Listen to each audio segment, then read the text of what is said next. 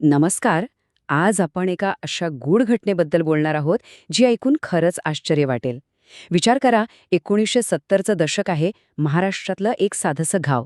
आणि तिथे एक असा जादूचा प्रयोग होतो, जिथे असं वाटतं की प्रत्यक्ष वेळच थांबलीये. चला तर मग या अविश्वसनीय कहाणीत जरा खोलवर शिरूया. जादू म्हणजे भुलवणारे स्वप्न. वाव! मूळ कथेची ही पहिलीच ओळ आहे ना, ती खरं तर या सगळ्या अनुभवाचा गाभा सांगून जाते.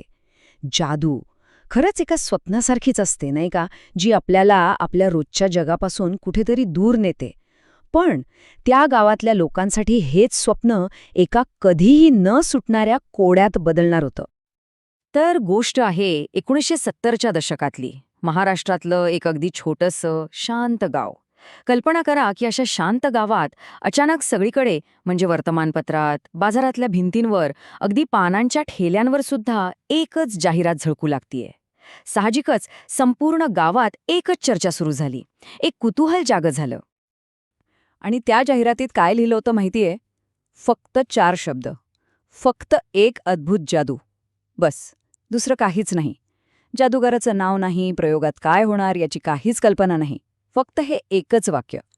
आणि ह्याच एका वाक्याने लोकांची उत्सुकता इतकी ताणली गेली की अशी कोणती एकच जादू असू शकते ज्यासाठी एवढा मोठा प्रचार केला जातोय. बरं, या प्रयोगाचं तिकीट किती होतं? तर फक्त ₹5.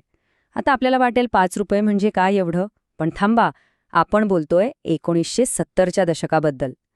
त्या काळात ₹5 ही खूप मोठी रक्कम होती. म्हणजे त्या प्रयोगासाठी पैसे खर्च करणं हा त्या गावातल्या लोकांसाठी खरंच एक मोठा निर्णय होता.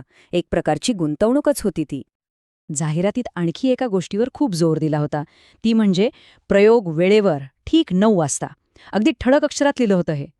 आणि वेळेचं हे जे बंधन होतं ना, ते पुढे जाऊन किती किती महत्त्वाचं ठरणार होतं, याची त्या क्षणी कोणालाच कल्पना नव्हती. हे वेळेचं वचनच तर या सगळ्या कथेचा आत्मा ठरणार होतं. आणि अखेर तो दिवस आला. गावातला एक मोठा हॉल गर्दीने अगदी खचाखच भरला होता. सगळ्यांच्या डोळ्यात एक वेगळीच उत्सुकता होती. आणि सगळ्यांच्या नजरा फक्त 2च गोष्टींवर खेळल्या होत्या. एक म्हणजे समोरचं रिकामं स्टेज, आणि दुसरं म्हणजे भिंतीवर लागलेलं ते मोठं गोल घड्याळ. प्रत्येक जण फक्त 9चा ठोका पडण्याची वाट बघत होता. ठीक 9 वाजले, पण स्टेजवर कोणीच नाही. 5 मिनिटं झाली. आता लोकांमध्ये हळूहळू कुजबूज सुरू झाली. 9:30 वाजले तसा लोकांचा संयम सुटू लागला. अस्वस्थता वाढली. आणि मग भिंतीवरच्या त्या घड्याळाने 10चे ठोके दिले. बस, झालं. लोकांच्या रागाचा अक्षरशः स्फोट झाला. हॉलमध्ये नुसता गोंधळ माजला होता. लोकांचा राग अनावर झाला होता. आणि बरोबर त्याच क्षणी जेव्हा तो गोंधळ अगदी शिगेला पोचला होता, तेव्हा अचानक स्टेजवर एक व्यक्ती प्रकट झाली. काळाभोर झगा घातलेला, चेहरा पूर्णपणे झाकलेला. त्याच्या येण्याने ते वातावरण आणखीनच गूढ आणि गंभीर झालं. त्याला बघून लोक शांत झाले नाहीत, उलटं आणखीनच भडकले. गर्दीतून एकजण संतापाने ओरडला, "ही फसवणूक आहे, आमचे पैसे परत करा." आणि मग काय, सगळ्यांनीच तोच सूर धरला. संपूर्ण हॉलमध्ये एकच गलका सुरू झाला, "पैसे परत पाहिजेत." त्या प्रचंड गोंधळात त्या झग्यातल्या माणसाने फक्त शांतपणे आपला हात वर केला आणि एका अशा दमदार गंभीर आवाजात प्रश्न विचारला की सगळ्यांचा गलका एकदम थांबला. त्याने विचारलं, "1 मिनिट थांबा आणि फक्त मला सांगा, तुमच्या सगळ्यांच्या घड्याळात किती वाजले आहे?" आणि मग मग जे घडलं ते अकल्पनीय होतं. लोकांनी आपापल्या मनगटावरच्या घड्याळांकडे पाहिलं आणि सगळेजण एकदम स्तब्ध झाले. प्रत्येकाच्या, हो, अगदी प्रत्येकाच्या घड्याळात ठीक 9 वाजले होते. लोकांनी वर भिंतीवरच्या घड्याळाकडे पाहिलं, तिथेही 9च वाजले होते. जणू काही मधला तो 1 तास कधी सरलाच नव्हता. त्या एका क्षणात हॉलमध्ये अशी काही शांतता पसरली, जणू तिथे कोणीच नव्हतं. तो सगळा राग, तो गोंधळ, सगळं काही कुठल्या कुठे विरून गेलं. लोक फक्त गोंधळून एकमेकांकडे बघत होते, कारण जे समोर दिसत होतं ते शक्यच नव्हतं. वेळ थांबली होती. यावर काय बोलायचं हेच कोणाला सुचत नव्हतं. आणि त्याच स्तब्ध शांततेत तो जादूगर फक्त हसला आणि म्हणाला, "प्रयोग संपला. हीच होती माझी जादू. नमस्कार." आणि इतकं बोलून तो स्टेजच्या मागे जसा आला तसा नाहीसा झाला.